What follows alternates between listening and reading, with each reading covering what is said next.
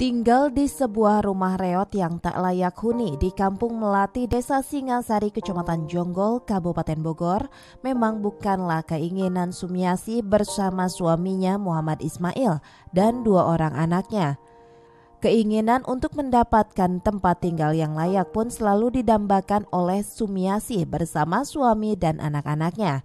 Meskipun ia harus rela bekerja banting tulang sebagai seorang asisten rumah tangga, sementara suaminya hanya seorang buruh bangunan. Cita-cita untuk mendapatkan rumah tinggal yang layak pun kini terasa semakin menjauh karena dana bantuan dari pemerintah gagal turun lantaran lokasi tanahnya berada di atas lahan milik sebuah perusahaan. Penghasilan ini ngebabu Citra. Dari situ. Ya. Bisa nyimpen nggak tuh? Susah sih Pak ininya nyimpennya, soalnya anak pun juga dua. Belum risiko dapur seperti beras atau apa, kadang-kadang makan pun juga nggak sama lauk. Teh, khawatir nggak sih tinggal di gubuk reot seperti ini teh? Ya kuat nggak kuat Pak. Kalau hujan gede sama angin lari ke rumah orang tua. Takutnya rubuh.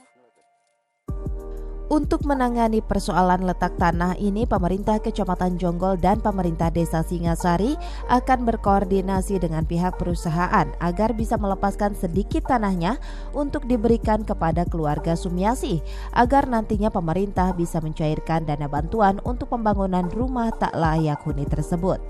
Perusahaan atau PT, sehingga kami sudah konfirmasi dengan desa akan memohon terkait dengan hal tersebut.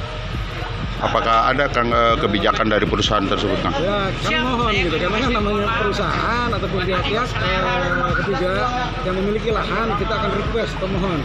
Ini mudah-mudahan beliau ngerti lah terkait dengan permohonan kami untuk masyarakat yang miskin, masyarakat tidak mampu karena beliau tidak punya tanah, tidak punya lokasi untuk tempat tinggal. Persoalan seperti ini memang kerap kali menimpa sejumlah warga kurang mampu di tanah air. Pemerintah sudah selayaknya bisa bekerja maksimal untuk memperjuangkan nasib warga agar tak ada lagi warga kurang mampu yang tinggal di rumah tak layak huni. Dari Jonggol, Kabupaten Bogor, Edi Junaidi melaporkan.